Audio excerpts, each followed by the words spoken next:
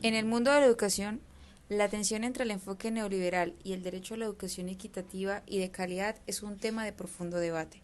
Hoy nos adentraremos en esta cuestión desde la perspectiva de un experto en ciencias sociales, quien nos ilustrará sobre los principales elementos que reflejan esta tensión en la política educativa de nuestro país y cómo impactan en nuestro sistema educativo. Para comprender mejor esta compleja dinámica, abordaremos tres elementos claves que subrayan esta tensión y exploraremos sus efectos en la práctica educativa. Es para mí un honor presentar al docente Efraín Pinto del Colegio San Pedro Claver en la ciudad de Bucaramanga, quien compartirá con nosotros su visión experta sobre este tema de vital importancia para el futuro de nuestra educación y sociedad. Buenos días, mi nombre es Efraín Pinto, soy historiador, profesor hace más de 35 años en el área de educación secundaria. Al analizar la pregunta que se plantea sobre el modelo neoliberal y sus efectos que tiene sobre la educación, hay tres elementos claves y fundamentales. El primero es que el modelo neoliberal cambia la estructura del sistema educativo. ¿Y lo cambia para qué? Para ponerlo al servicio del sistema o el modelo económico. Entonces aquí hay un cambio de la educación para la repetición de un proceso productivo que se usaba antes a un proceso en el cual se hace análisis y comprensión de procesos, porque el modelo nos invita a generar conocimiento, a generar estructuras de conocimiento. Entonces ahí ya marca un primer elemento el modelo neoliberal, y es precisamente el cambio de la estructura pedagógica del sistema educativo.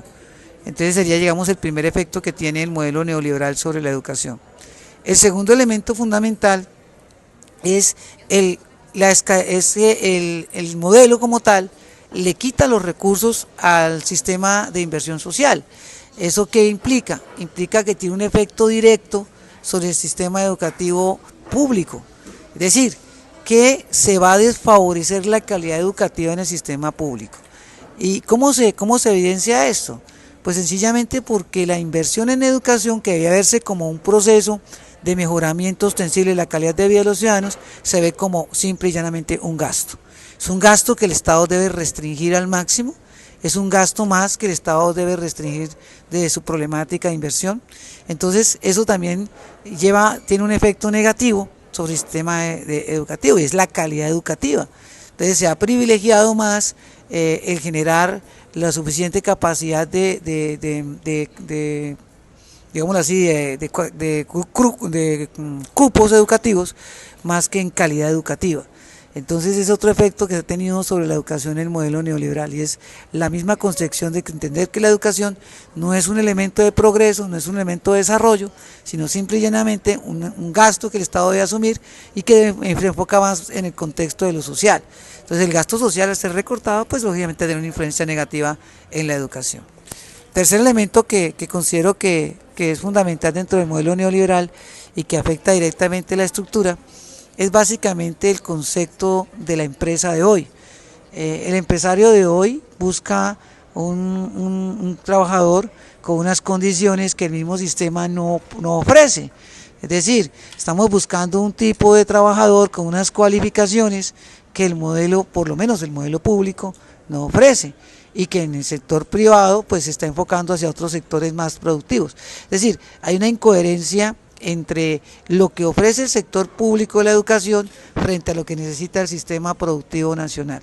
Entonces esa cualificación realmente no se logra porque no hay la inversión suficiente ni en maestros, ni formación de maestros, ni en equipar a las escuelas públicas con los diferentes elementos para poder abordar o por lo menos desarrollar ese tipo de habilidades.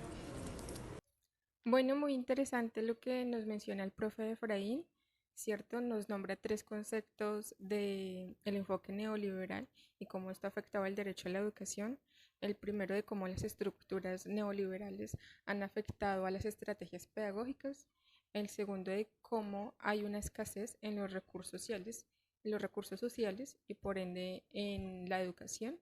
Y el tercero de que encuentran una incongruencia en lo que demanda el sector neoliberal y lo que ofrece de alguna manera el sector público en términos de educación. Bueno, ya para finalizar, también quisiéramos tener el espacio para escuchar desde una perspectiva de un territorio rural, entendiendo que si bien las inversiones estatales frente a la educación son muy escasas, pues veremos cómo de alguna manera en los sectores más descentralizados o más lejanos de estas grandes urbes, pues presentan una mayor agudeza frente a estos derechos de la educación. En ese sentido, pues también me complace presentar al Magíster en Educación, Fernando Ruiz Tacán. Él es director de la institución educativa rural Jorge Elías Gaitán del Bajo Putumayo.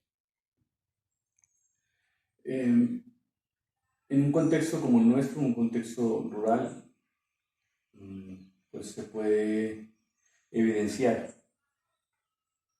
la necesidad de llevar herramientas, de llevar insumos para que la educación sea lo más óptima posible, pero pues que lastimosamente se ha convertido como en un caballito de batalla sobre el cual pues hay intereses de empresas, de personas que lo ven como una oportunidad de ejercer riqueza o de adquirir riquezas a través de convenios, a través de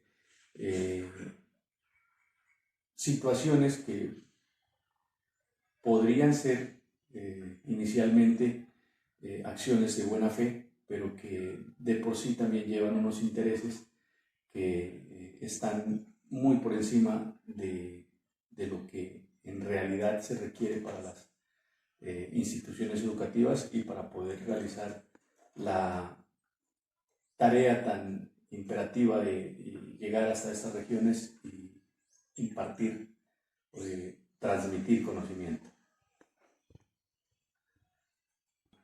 La educación en ámbitos rurales es sin duda un reto día tras día.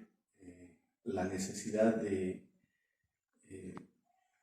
entregar todo lo que se requiere dentro del contexto educativo para las comunidades, pues siempre va a ser algo que represente para quienes estamos dentro de las instituciones, representando al Estado, pues nos genere unos retos a los cuales nosotros les hemos ido haciendo frente de a pocos. Es decir, siempre hay un rezago, en estos contextos, porque pues son lugares donde creo que las esperanzas o las posibilidades de que las personas puedan continuar con los ciclos en la educación superior pues son muy limitados. Eso en comparación pues de las grandes ciudades, en comparación incluso de las regiones. Nuestro departamento todavía no tiene una universidad pública y de hecho pues eso como que frustra de alguna manera a quienes transitan por el camino de la educación y que esperan un mejor futuro a través de ese conocimiento que se puede desarrollar dentro de esas instalaciones o de cualquier instalación que pueda brindar ese servicio a las diferentes comunidades. Entonces, pues siempre va a ser un reto, siempre va a ser una apuesta por disminuir esas brechas, pero creo que hay que seguir esforzándonos para que eso pueda ser una realidad en algún momento.